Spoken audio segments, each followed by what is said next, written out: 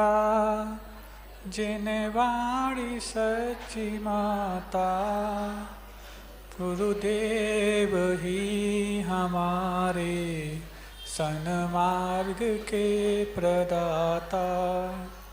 अरहंत मेरे मस्तक आगम हो मेरे चक्षु, साधु हो मम हृदय में बन पाए हम मुमुक्षु।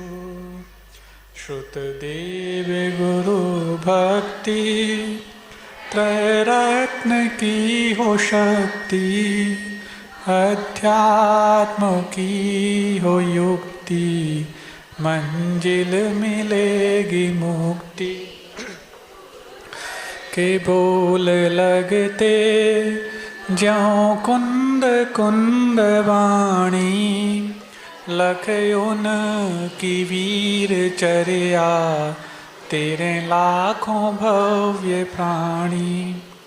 कर्तव्य निष्ठ जीवन उपकारी हो ये तन मन, श्रद्धा सहित हो चिंतन बने कर्म मुक्त चेतन।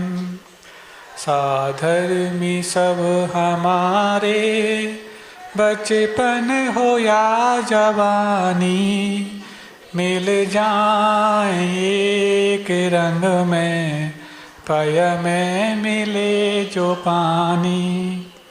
पापों का जब हो तांडव पहले बनूं मैं कायर, जब धर्म की हो बेला पहले हो हम उजागर। संपत्ति जब निकट हो बन जाऊं मैं विनय वीर, विपदाएं आवे सम्मुख छोड़ूं कभी न मैं धीर। जब तन में उपजे व्याधि या मन में होवे आधि, न चाहूं कुछ उपाधि गुरु पद में हो समाधि।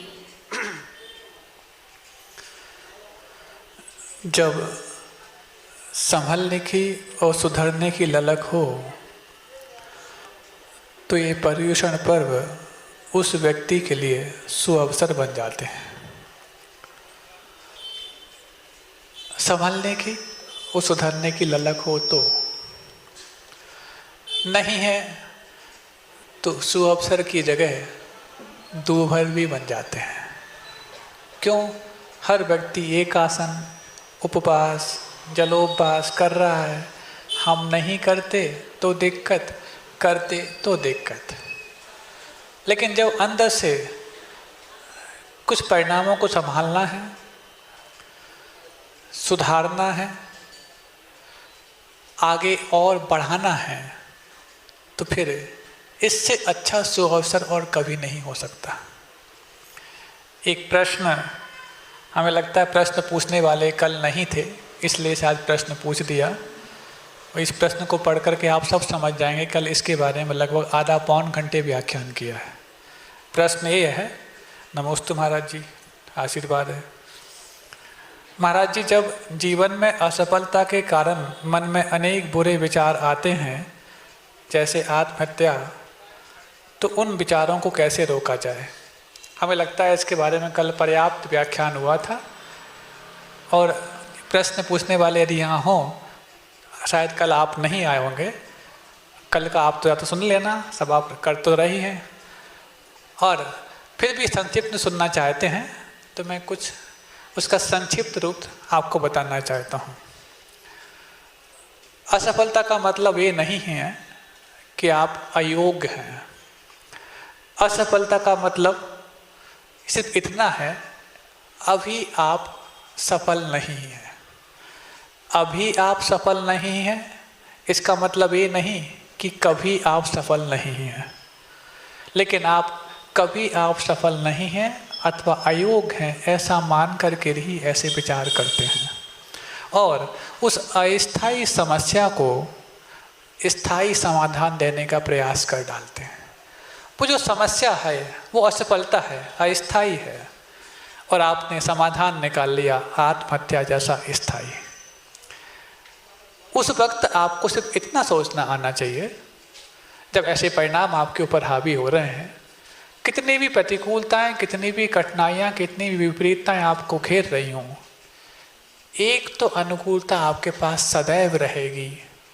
आपको सबसे बड़ी पुण्य प्रगति आपके हाथ में है, मनुष्य पर्याय की। जो आपके पास सबसे बड़ी उपलब्धि है, इस उपलब्धि को एक छोटी सी अनुपलब्धि के कारण भी खत्म करना क्यों चाह रहे हो? जिस दिन ये छूटने लग जाए और फिर आपके पास तमाम उपलब्धियां आ रही हों, तब तो उन उपलब्धियों को आप दुत्कार दो। लेकिन ये सलामत है और बाकी अनुपलब्धियां आपके सामने आ गई हैं, तो बड़ी उपलब्धि को छोटी अनुपलब्धि के कारण दांव पे क्यों लगाना? और असफलता आपके लिए सिर्फ मार्क्स छीनने वाली होती है। यदि आप पढ़ाई कर रहे हैं तो अनुभव छीनने वाली नहीं होती। Practice and experience makes a man perfect, ऐसा आप बोलते हैं, ना कि marks and practice makes a man perfect. आपको जहाँ भी फेलियर हाथ लगी है, आपको सिर्फ मार्क्स नहीं मिले या उतनी तवज्जो नहीं मिली, उतने आपके गुण नहीं मिले, इसका मतलब ये नहीं है कि आपको अनुभव भी नहीं मिले।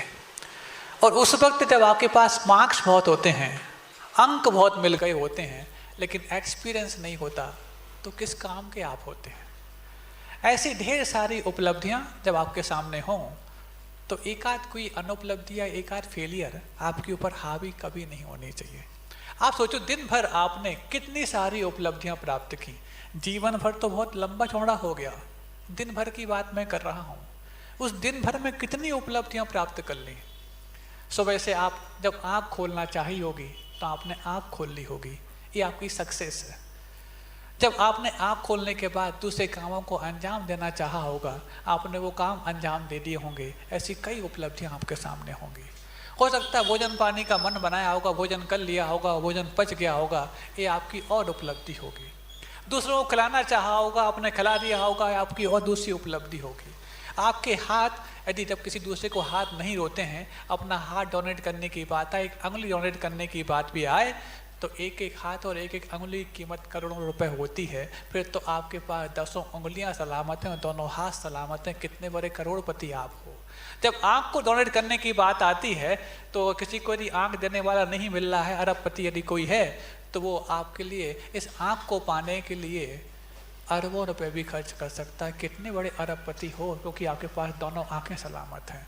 जब कोई आपकी बात नहीं सुन रहा होता है, आप किसी की बात नहीं सुन पा रहे होते हैं, तो इन कानों को, यदि इनके पर्दे खराब हो जाते हैं, यदि कानों को सलामत आप रखे हो, तो कितने बड़े वैभव संपन्न आप हो।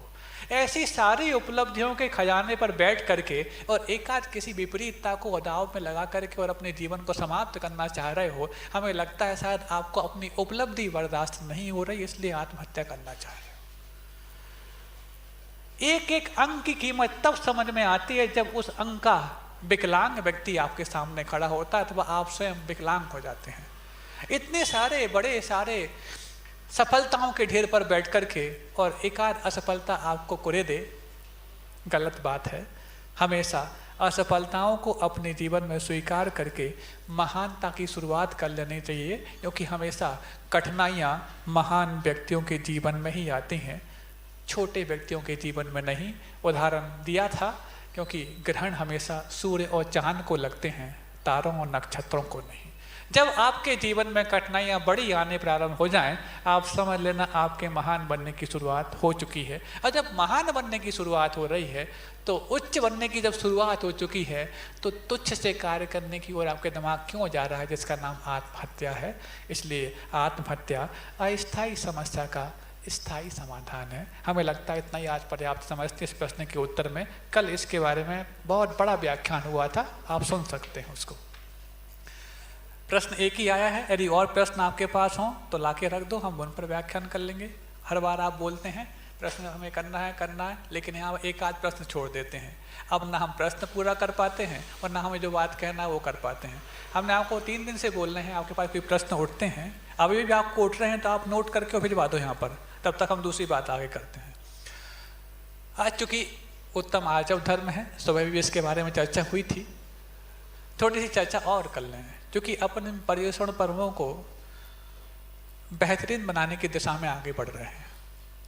कैसे बनेंगे बेहतरीन? बहुत सीधी बातें अपन समझ तो चुके हैं और आज समझना भी है। ये पता नहीं इनको इको करने में कितना आनंद आता है। हमारी बात हमें ही ढंग से सुनने में नहीं आती तो आपको कैसे सुनने में आती होगी? इको क्यों किया जाता है इसका? आपको समझ में आ रहा है? आवाज़ गूंज रही है ना? हाँ, स्पष्ट आ रही है। हो सकता है हमें गूंजती हो, हमारे ही कान खराब हो। हाँ चलो कोई बात नहीं। तो आज जब धर्म की बात है, क्योंकि हमें गूंज रही है तो सरलता से बता दी हमें गूंज रही है। सरलता की तो बात है नहीं है, 0 है। बहुत अच्छा, धन्यवाद। अब क्या कर सकते हैं? तो आज जब धर्म की बात है, शुरुआत सादगी से हो ताकि सरलता हमारा हम सफ़र बन जाए। सादगी किन चीज़ों में लाएं? उठने बैठने में, बोलचाल में सादगी तो लाना ही पड़ता है जब हम सभ्यता से पेश आते हैं, लेकिन पहनावे में भी सादगी आए। कम से कम इन 10 दिनों में तो हमारे वस्त्र धवल हो जाएं। कम से कम इन 10 दिनों में तो हम रंगीन से रंगहीन हो जाएं। कम से कम इन 10 दिनों में तो हमारा पहनावा दूसरों को सिर्फ वीतरागता के प्रति आकर्षण बढ़ाने वाला हो, खुद के प्रति नहीं। क्या ऐसा नहीं हो सकता? और यदि थोड़ा सा और प्रयास किया जाए तो इन 10 दिनों में हम हथकरघा के ही वस्त्र पहनेंगे, कितना बड़ा गुरुदेव के सपनों को साकार करने की दिशा में हम आगे बढ़ जाएंगे और पर्युषण पर्व को नायाब बना डालेंगे। कैसा हो सकता है? तालियां बजाने से खुश होने वाले हम नहीं हैं। तालमेल बैठाओगे तब हम मानेंगे। और जिस व्यक्ति के जीवन में 10 दिन के लिए भी ये चीज़ नहीं आ पा रही है, वो गुरुदेव के सपनों को साकार क्या कर पाएगा? भले ही फ्लैक्स में लिखा है कि गुरुदेव आपके लिए हमारा जीवन कुर्बान है, अब ये 10 दिन तुम्हारे लिए इतने से अच्छे कार्य करने का मन नहीं बन पा रहा है। जीवन तो बहुत बड़ी बात है। ये यदि कर लिया आपने और करके देखो तो सही, और लगे कि ये जो अब बचे हुए 7 दिन हैं, 3 दिन तो निकल ही गए, बचे हुए जो 7 दिन हैं, ये 7 दिन अभी तक के जीवन के पूरे दिनों का सबसे बेहतरीन पल हो गए। तो फिर आप चाहो तो आगे बढ़ाना, नहीं तो वहीं बंद कर देना। कौन सी बड़ी बात है ये सादगी? क्योंकि इस वेश के माध्यम से पूरा परिवेश बदलता है, इस बात को आपको स्वीकार करना आना चाहिए। और यदि वेश से कुछ नहीं फर्क पड़ता होता तो फिर आत्मकल्याण की भावना को पाने के लिए इस वेश को धरना क्यों होता? क्या फर्क पड़ता है? 5 महाव्रत धारण कर लो, 5 पापों को छोड़ दो, फिर ये सब कुछ करने की आवश्यकता क्या है? क्या आवश्यकता है? और ठीक है, अपन तो ठीक है पंचम काल के हो गए, चौथे काल में वो तीर्थंकर की बात कर ली जाए, और तीर्थंकरों का वर्धमान चारित्र हुआ करता है। और वर्धमान चारित्र वाले व्यक्ति भी जब उनके संकल्प हमेशा दिखते नहीं हैं, हमेशा वर्धमान वृद्धिंगत होते रहते हैं, उनको भी घर छोड़ने की आवश्यकता क्यों होती है? क्यों भी संकल्प उनका च्युत नहीं होगा? किसी भी संकल्प से वो डिगेंगे नहीं। अब जब सारे संकल्प आप निभाने में कद्दावर हो तो फिर घर छोड़ने की आवश्यकता क्यों है? क्या आवश्यकता पड़ गई? मतलब उनको, वो चाहें तो इनका बड़ा राज परिवार है, कहीं भी जाकर के उस राज्य में एकांत से साधना करें, अंतर्मुहूर्त में केवल ज्ञान प्राप्त करने की क्षमता रखने वाले घर को छोड़ने की आवश्यकता महसूस क्यों करते हैं? वो ऐसा वेश धारण करने की आवश्यकता महसूस क्यों करते हैं? इसका मतलब है परिवेश और वेश आपके भावों पर प्रभाव अवश्य डालता है। फिर भले ही कितना आप कहते रख जाओ ऐसा नहीं वैसा, वैसा नहीं ऐसा। और विजुअली इम्पैक्ट 83% होता है, देखने का प्रभाव 83% होता है, सुनने का प्रभाव 11% होता है, सूंघने का प्रभाव 3.5% होता है, चखने का प्रभाव 1% होता है और छूने का प्रभाव 1.5% होता है। ये साइंटिफिक एनालिसिस हुआ था और आपको बताया भी था। इसके बावजूद भी हम दिख करके अथवा दिखा करके वीतरागता से प्रभावित होना चाह रहे हैं या इन दिनों में और राग वर्धन करना चाह रहे हैं? अजमाना। 355 दिन तो हैं आपके लिए राग के लिए, कम से कम इस 10 दिनों में तो कम वीतराग अपना पेट बना लें। और ऐसा नहीं कि बिल्कुल एकदम से बिल्कुल गरीब गाँवरानी टाइप से हो जाए। जब हथकरघा में इतने कई प्रकार की वैरायटीज आ गई हैं, लेकिन वो सादगी के साथ आ गई हैं, वही इस्तेमाल करने लग जाएं। हमें लगता है कि इतने लोग यहाँ सुन रहे हैं, कल से उनका या तो वो आएंगे ही नहीं। सबसे आसान तो यही है। क्यों? आप रिकॉर्ड तो करते हैं, सुन लेंगे घर पे जाके महाराज की बात सुनने के लिए। यहाँ क्यों आना? क्यों यहाँ आएंगे तो फिर महाराज जी कैसे कहेंगे? हम कुछ कहेंगे नहीं। लेकिन आप इतने दिनों तक आते रहे, पिछले 1-1.25 महीने से शाम को डेली आ रहे हैं, वो भी अंतव करके आते थे परिवेशन के पहले, अब तो एक आसन और उपवास के साथ आ रहे हैं। क्यों आ रहे हैं? इस उद्देश्य को सार्थक करने का समय कब आएगा? शुरुआत सादगी परिधान से, फिर उसके बाद अवधान से। अवधान मतलब हमारा ज्ञान होता है। हम अपने ज्ञान में मलिनता कैसे कैसे ला लेते हैं। एक दिन हमने कहा था कि यदि कपड़ा गंदा हो जाए तो गंदे कपड़े को पहनने की आवश्यकता किसी को नहीं होती, धोकर के ही पहनता है। लेकिन जब परिणाम गंदे हो जाएं तो दूषित परिणामों से पूरा जीवन धोए रहते हैं। इस दूषित परिणामों को ढोने की आवश्यकता क्या है? क्या उनको ढोने की बजाय धो नहीं सकते? और धो सकते हैं तो किन किन निमित्तों से धो सकते? उन निमित्तों के आसपास हम हो नहीं सकते?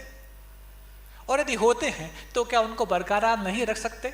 और जिस व्यक्ति ने उन निमित्तों को अपने पास बरकरार रखने की कोशिश की है, जीवन में हमेशा उसकी तारीफ दुनिया ने बाद में भी की है। अब शायद प्रश्न आ गए हैं। अच्छा,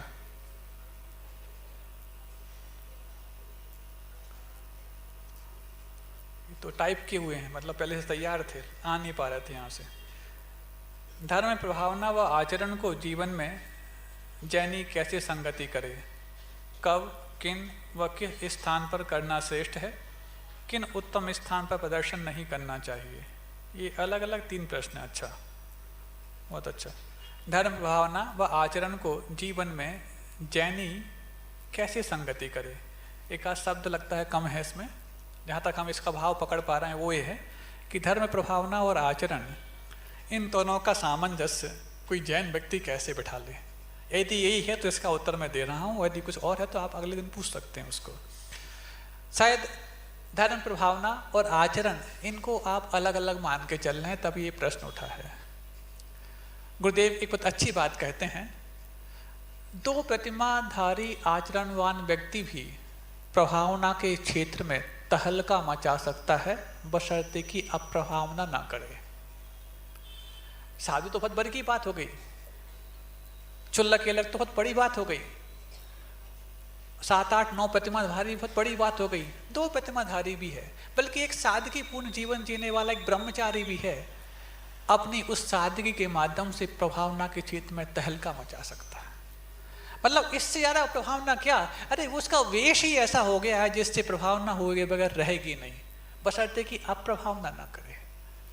अप्रभावना जब उस अपने वेश के साथ करता है तभी जाकर के लोग उस वेश की कदर नहीं करते।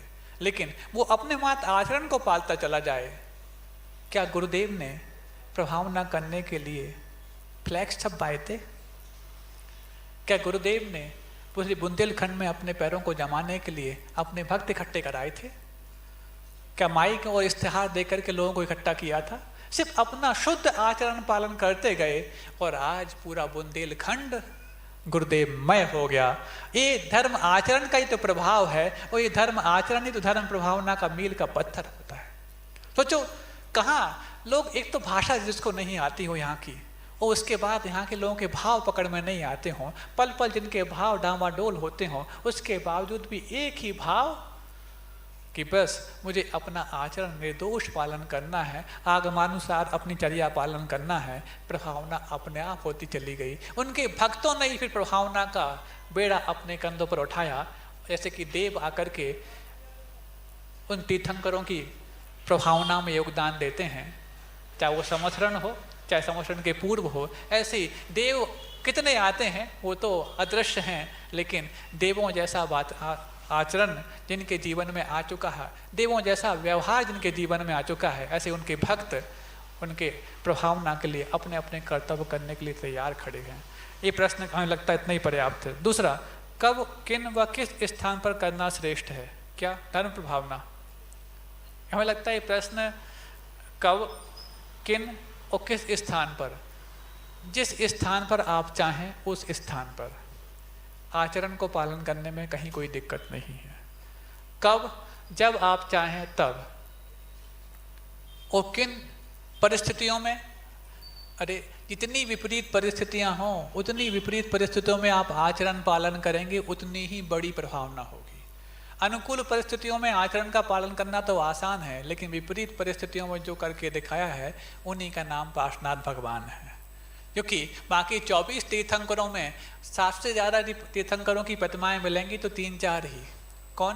पार्श्वनाथ भगवान, आदिनाथ भगवान, शांतिनाथ भगवान, बाकी भगवान नहीं है क्या? यही फेमस क्यों हो गए? क्योंकि आदिनाथ भगवान को 6 महीने आहार नहीं मिला। मतलब 6 महीने यदि आहार डेली करते तो शायद उनका नाम कोई नहीं लेता। पार्श्वनाथ भगवान का उपसर्ग हो गया, सुपार्श्वनाथ भगवान पर भी हो गया। पंच बालयती इसलिए फेमस हो गया, उसमें 3 बालयतियों पर उपसर्ग हो गया। महावीर है, पार्श्वनाथ भगवान है, मल्लीनाथ पर तो नहीं। अब ये सब कुछ क्यों फेमस हुए? जिन जिन ने विपरीतताओं में अपने आचरण को करके दिखाया है उनकी प्रभावना अपने आप होती चली गई। उनके जाने के बाद भले ये सब तीर्थंकरों की तीर्थंकर प्रकृति समान थी, लेकिन उसमें भी आप लोगों ने विशेष वेटेज उनको दिया जिन्होंने विपरीतताओं में अपना काम करके दिखाया। किन उत्तम स्थान पर प्रदर्शन नहीं करना चाहिए? प्रदर्शन का मतलब, अच्छा यदि आप ये कहना चाह रहे हैं प्रदर्शन मतलब दिखावा, तो दिखावा तो कभी भी नहीं करना चाहिए। लेकिन खास तौर पर जहाँ पर सच्चे देव गुरु शास्त्र का वातावरण है, बीतराग माहौल है, वहाँ पर तो प्रदर्शन की कहीं कोई आवश्यकता नहीं, क्योंकि वहाँ पर आने का मन आपने आत्मदर्शन करने के लिए बनाया है। और वहाँ पर आकर के भी यदि आप प्रदर्शन करने लग जाए तो यहाँ से क्या ले जा पाओगे? अगला, सधर्मी की सहायता कैसे करें? यदि सधर्मी विरोधी बन जाए तो कैसे स्थिति संभालना चाहिए? समाज को कैसे भूमिका में आना चाहिए? हाँ, सधर्मी की सहायता कैसे करें? सहायता का मतलब यदि हम शारीरिक सेवा के रूप में या शारीरिक सहयोग के रूप में चाहते हैं, इतना ही नहीं होता। वाचनिक सहयोग और मानसिक सहयोग, और ये तीनों भी यदि आप नहीं कर पा रहे हैं तो इनडायरेक्टली सहयोग। यदि आपको सहयोग और सेवा करने के भाव हैं तो श्रेय लेने का मन खत्म कर दीजिए। दुनिया में 2 ही प्रकार के लोग होते हैं। एक तो वो होते हैं जो काम करने में विश्वास करते हैं, और दूसरे वो होते हैं जो क्रेडिट लेने में विश्वास करते हैं। लेकिन इन 2 में से किसी एक को चुनने की बात आए तो पहला वाला विकल्प चुना जाए, क्योंकि दूसरे में कंपटीशन बहुत है। हर व्यक्ति श्रेय लेना चाहता है, उस कंपटीशन में आप कहाँ गुम हो जाएंगे पता ही नहीं लगेगा। लेकिन काम करने वाला श्रेय अभी भले ना मिले, लेकिन अंत में जाकर श्रेय उसको ही मिलने वाला है, क्योंकि प्रशंसा के भूखे योग्यता से कंगाल होते हैं। फिर से बोले, प्रशंसा के भूखे योग्यता से कंगाल होते हैं।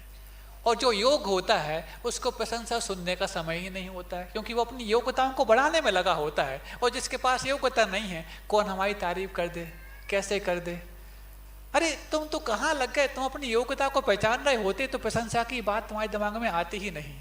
लेकिन प्रशंसा की बात आ गई, और प्रशंसा की बात आ गई तो फिर आपके मन में सहयोग करने की बात में प्रशंसा और कुछ पारितोषिक पाने की भावना जुड़ी होगी, तो आपका सही सहयोग और सहायता नहीं मानी जाएगी। और ऐसे में फिर विरोधी बनना लाजमी है। अरे योग्य व्यक्ति तो वो होते हैं जो किसी के विरोध को भी विनोद मान लेते हैं, और जो अयोग्य होते हैं वो विनोद का भी विरोध कर लिया करते हैं। अब आपको विनोद पाने की इच्छा है तो आप विरोध को भी स्वीकार करो। जो उपसर्ग को भी उपहार मान लिया करते हैं, उपसर्ग का भी उपकार मान लिया करते हैं, वो व्यक्ति हमेशा महान हुआ करते हैं। और जिनको यदि किसी को संभालना है, किसी का सहयोग करना है, पहले खुद को संभाल लें। क्योंकि सेवा और सहयोग करने जब आप जा रहे हैं तो 2 चीज़ों को जीत करके ही आपको सेवा और सहयोग के मामले में आगे आना चाहिए। वो 2 चीज़ें कौन सी हैं? एक ग्लानि और एक गाली। गुरुदेव कहते हैं ग्लानि और गाली, इन 2 को जीत करके ही सेवा की जाए। क्योंकि जिसकी आप सेवा कर रहे हैं वो आपसे ग्लानि भी कर सकता है, अथवा आपको उससे ग्लानि भी हो सकती है यदि वो शारीरिक सेवा कर रहे हो तो। और दूसरा, जिसकी आप सेवा करने जा रहे हैं वो आपको गाली भी दे सकता है। डॉक्टर किसी मरीज का यदि फोड़ा है, दबाता है, तो उस दर्द में कराह करके वो उसको अपशब्द भी कह सकता है, लात भी मार सकता है, लेकिन जब वो उसका फोड़ा का मवाद बाहर निकाल देता है, उसके चरणों में गिर करके अपने आप को स्वीकार कर लेता है कि आपने हैं जो मेरे नासूर को बचा करके और मेरे लिए स्वस्थ करने लायक बनाए हैं। तो यदि शुरुआत में उसके अपशब्द को सुनकर डॉक्टर यदि काम करना छोड़ दे तो हो गया काम। आपने उसके फोड़े को जो अभी तक कम कष्टदायक था बीच में छोड़ दिया तो उसको नासूर बनाने के लिए कारण बना दिया।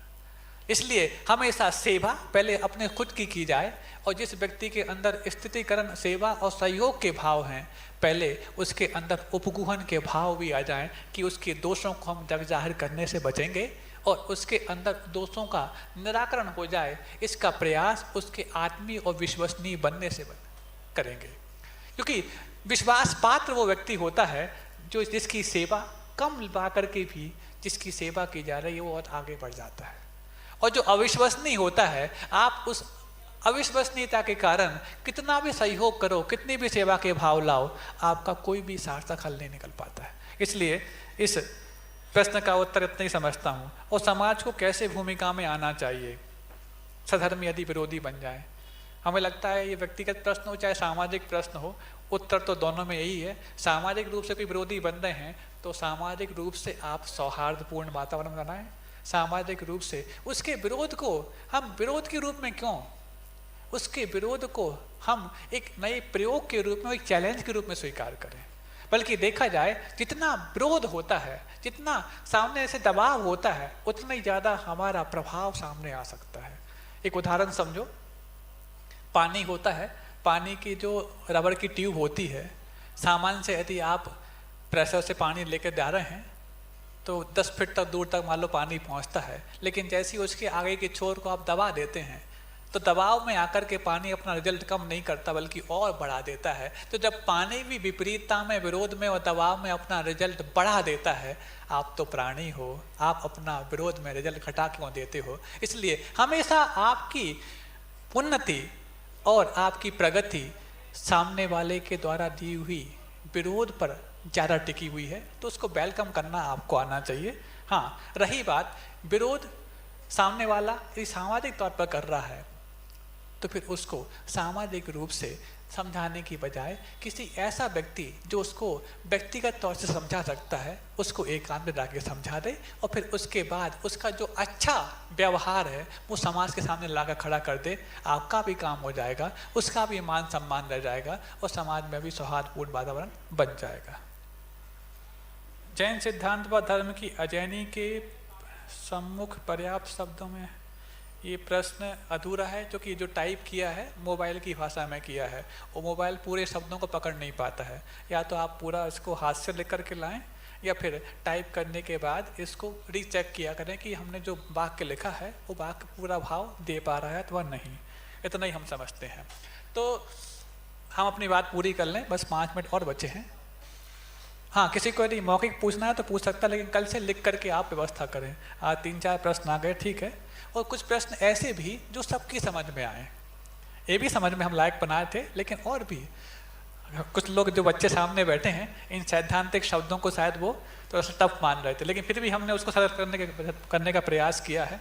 तो बात चल रही थी कि उस सरलता को और कैसे हम लाएं, उस सरलता को अपने जीवन में कैसे और उद्घाटित करें। तो एक तो हमने परिधान के बारे में बात कर दी, एक व्यवहार के बारे में, एक वचनों के बारे में। कम से कम इन 10 दिनों में तो जितना नम्र हम अपना बोल सकते हैं करके देखो। अच्छा, इन 10 दिनों में प्रयोग करना है, और नहीं है तो आप एक दिन करके देखो। जी लगा करके बात करो, धन्यवाद देने की प्रवृत्ति डालो। कुछ छोटी सी भी यदि आपसे चूक हो जाती है, माफ़ी, एक्सक्यूज, सॉरी आदि, हालांकि इंग्लिश का मैं समर्थन नहीं करता, इन भावों को अपने जीवन में स्थान दो। यदि ये आप करके देख लो, सोचो जिससे आपका वर्षों का विरोध था, इन 5-7 दिनों के प्रयोग में वो आपका हितैषी बन जाएगा और आत्मीय बन जाएगा। सिर्फ धन्यवाद, एक्सक्यूज मी मतलब माफ़ करिए, या मैं कुछ निवेदन करना चाहता हूँ, ये जो 2-4 शिष्टाचार के शब्द हैं, बहुत ज़्यादा नहीं, 2-4-10 शिष्टाचार के शब्दों से आप उस व्यक्ति को अपना पूरा बना सकते हो। और इन शिष्टाचार के शब्दों को छोड़ करके एक घाव करने वाले शब्द से उसको आप अपना विरोधी बना सकते हो। निर्णय आपको करना है।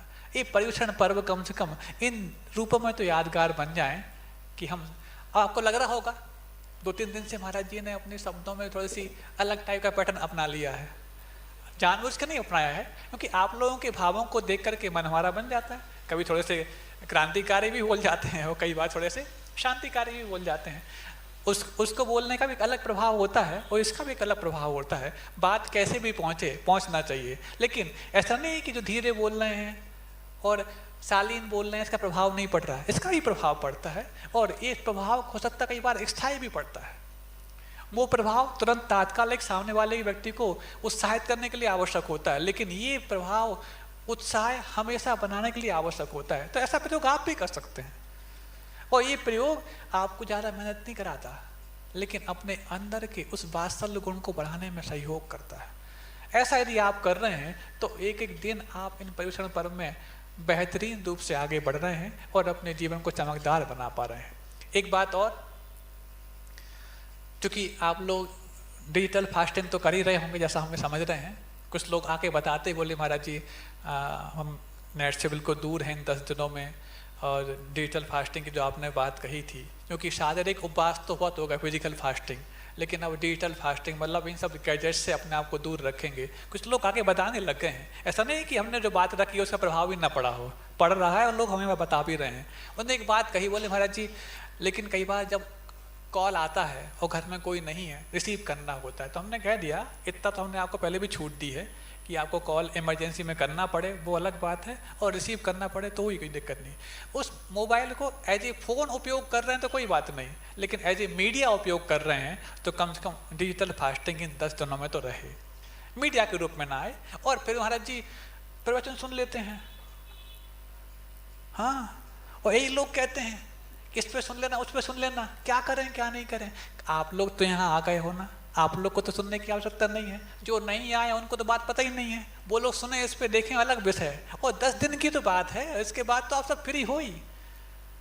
और इसके बहाने मान लो ये तो ठीक है आप आधा घंटे पौन घंटे देखोगे, लेकिन इसके बहाने बाकी और देखने का मन करने लग जाएगा। ये अभी देख लो, अब देख तो लय ही है, क्या दिक्कत है, और देख लो थोड़ा सा। वो तो देख ही नहीं पा रहा है जिसका नाम महाराज जी लेते, क्या लेते थे, हाँ देखो सबको ऐसा याद है, नमोकार मंत्र बाद में आएगा, अनुपमा पहले याद आ जाएगी इन लोग को। ऐसा बिल्कुल स्वप्न में भी पूछ लिया जाए कि क्या, हालांकि बहुत से दूसरे भी आ गए हैं, अब वो नाम हम अभी लेना नहीं चाहते ना, आप कहोगे महाराज जी आपको कैसे मालूम, आप ये लोग सुना देते हो। इसलिए कुछ लोग यहाँ पे जब देखते हैं जैसे इसका नाम लेते ना, हम तो देखते नहीं है बिल्कुल, वो नहीं देखते, दूसरा भी देखते हैं, वो अपना वाला नहीं बताएंगे कौन सा वाला है। तो सुनो, तो ये सादगी हमारे जीवन में जितनी उतरेगी उतना ही ज़्यादा हमारा जीवन निखार को प्राप्त होगा, जो अभी तक विकार को प्राप्त हो रहा था। एक छोटी सी बात करके हम बात को पूरा कर रहे हैं, छोटी सी घटना है, उस छोटी सी घटना को अपने जीवन में कैसे हम उतार सकते हैं। घटना शायद आपने सुनी होगी, लेकिन उसके अपने जीवन में क्या फलितार्थ निकलते हैं उसको आज अपने को समझना है। एक बुढ़िया थी और बुढ़िया बहुत बोझ लेके जा रही थी। उस बोझ को ले जाते उसका सिर बहुत भारी हो रहा था, तो उसने एक जंगल के रास्ते में उस पोटली को वहीं रख लिया।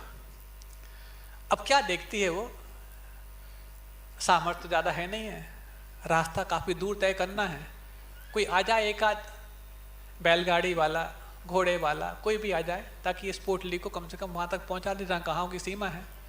तो बस उसने क्या देखा यही कि एक घोड़े वाला आ गया, और घोड़े वाला जैसे ही आया तो बोलते सुनो वृद्धावस्था हो गई मेरी, खुद का बोझ ढोना मुश्किल है, ये पोटली का बोझ तो और दूसरा है, इतना सा कर दो बेटा कि इसको गांव के बाहर तक छोड़ देना, मैं धीरे धीरे आती हूँ उठा लूंगी बाद में। तो वो शुरुआत में जवाब ही देता है, क्या मैंने घोड़ा तुम्हारी कुलीगिरी करने के लिए खरीदा है क्या। हालांकि ये जवाब नहीं देना आवश्यक नहीं था, लेकिन फिर भी दे दिया। और दूसरा, जब नहीं बनता तो काय को लेकर आई यहाँ तक, ये 2 सेंटेंस की बजाय सिर्फ इतना सा भी बोल सकता था कि हाँ दे दो, चलो ले जाते हैं, कौन सी बड़ी बात है। लेकिन नहीं, ये 2 सेंटेंस बोल दिए, कुछ एक और हेल्पिंग वर्ब भी इस्तेमाल कर दी। समझते हेल्पिंग वर्ब क्या होती हैं? सहायक क्रियाएं, समझते हो? अपशब्द, अब्यूजिंग, गालियां, इनको बोलते हैं आप लोग हेल्पिंग वर्ब। वो हेल्पिंग वर्ब अलग होती है, इज, एम, आर वाली। लेकिन आप लोग जिन वाक्यों से जिन शब्दों से अपने वाक्यों को पूरा करते हैं वो भी आज हेल्पिंग वर्ब्स आ चुके हैं। और एक हेल्पिंग वर्ब्स अब आपके घरेलू सीरियल की दुनिया में बहुत सारे आ चुके हैं। वो सब आ चुके हैं जो पुरुष लोग पहले इस्तेमाल करते थे, अब वो महिलाएं उनके शॉर्ट फॉर्म्स इस्तेमाल करने लग गई हैं। एब्यूजिंग, वो कायमे देख कर करने लग गई हैं, ये सीरियल, इसी टाइप के सीरियल देख करके उन हेल्पिंग वर्ब्स के शॉर्ट फॉर्म आ गए हैं। सब समझदार हैं, ज़्यादा बताने की आवश्यकता नहीं है। और यहाँ पर ये मत समझना कि हम तो कभी नहीं करते, हम कभी नहीं देखते, कौन कब कितना कर लेता हमें सब पता है। हाँ, कुछ लोग नहीं करते होंगे तरफ मानते हैं, लेकिन कोई भी नहीं करता इस सभा में, ऐसा हम नहीं मानते।